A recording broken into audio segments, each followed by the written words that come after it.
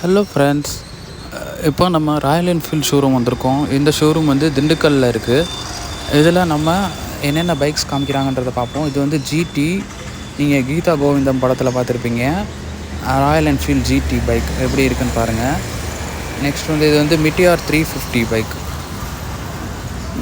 இதோட ஃபீச்சர்ஸ் எப்படி இருக்குது, இதோட வியூ லுக் எப்படி இருக்குது, உங்களுக்கு செட் ஆகுதா அப்படின்னு சொல்லி நீங்கள் இதில் வந்து பார்த்துக்கோங்க.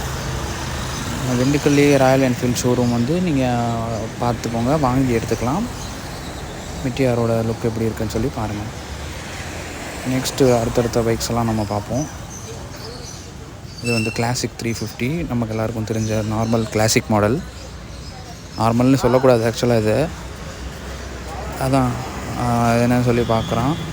நெக்ஸ்ட்டு வந்து இன்டர்செப்டார் 650 வந்து இது வந்து ஒரு புது மாடல். இதுவும் செம்மையான லுக்கில் இருக்கும்.